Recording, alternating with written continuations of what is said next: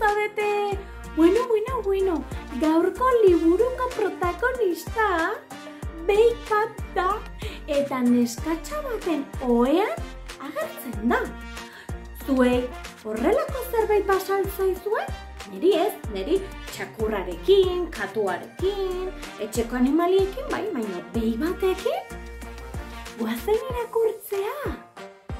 Ea, zer esaten duen liburu honek? Gero arte! Bazegoen neskatxa bat ezin zuen alorik egin, eta bere aitatxoaren gana joan zen.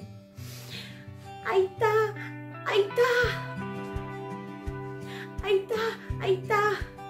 Zer maitea, zer gertatzen da, ordu hauetan, oraindikan lo hartu gabe.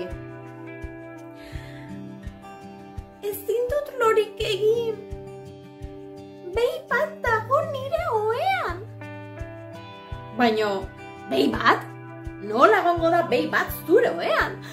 Bai, aita, behi bat dago nire ohean. Orduan aitatxok esan zuen. Bueno, guazen logelara ikustea ber behi hori nola dagoen zure ohe gainean. Etzan da lasai.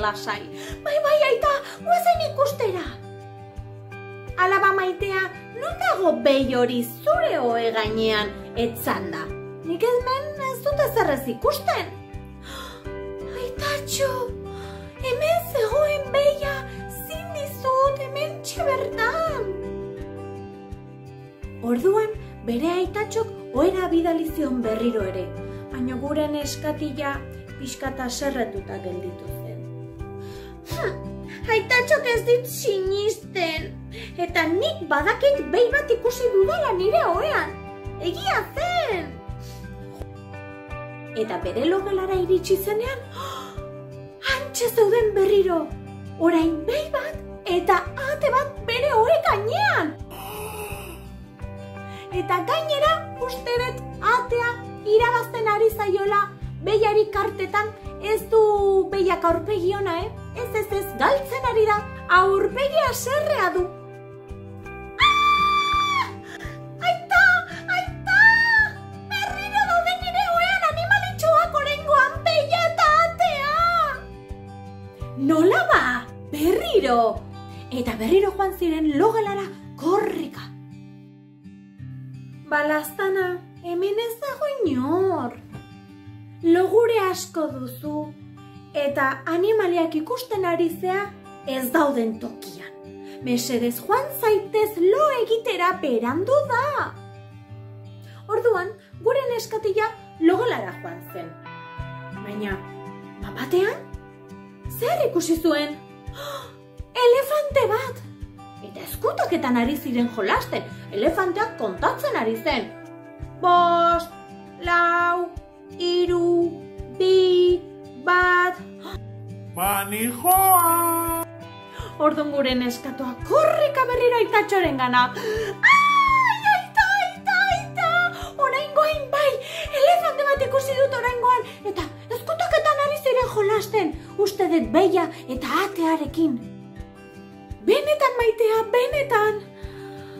Garbitzen bukatu nahi dut eta ohera joan nahi dut, oso nekatuta nago Laztana. Aitatxo, egia da, etorri, elefante badago. Orduan, logelara iritsi zirenen, zaska, ez zegoen inorez. Ez elefantea, ez behia, ez atea. Baina, non ote ziren? Noski, eskutaketan ari ziren jolasten ba, eskutatuta egongo ziren. Orduan aitatxok esan zion alabatxoari, Laztana, ez kezkatu, oraingoan bai, lo egin dezakezu. Baina aitatxo, animalitxoak daude nire gelatik. Bai, baina eskutatuta daude, orduan lo egin dezakezu. Bai, egia da aitatxo, ba oran hijoa, ondalain, maite zaitut aitatxo.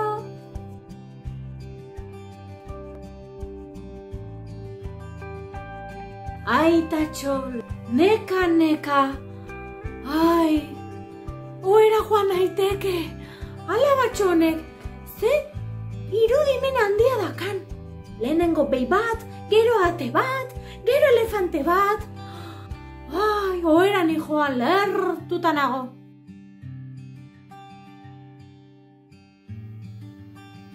Eta aita, lerre eginda sartu zen oean, baina begiak itxi bezain laizter, entzun egin zuen.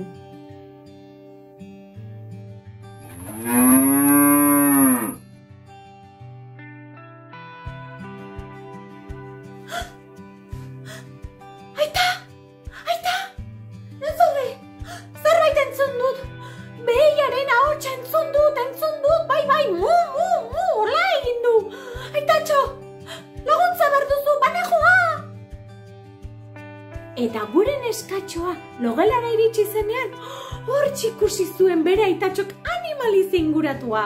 Oso irudi parregarria iruditu zitzaien eta gure neskatxoa parrez hasi zen. Ja, aitatxo hain zuzabe animaliekin.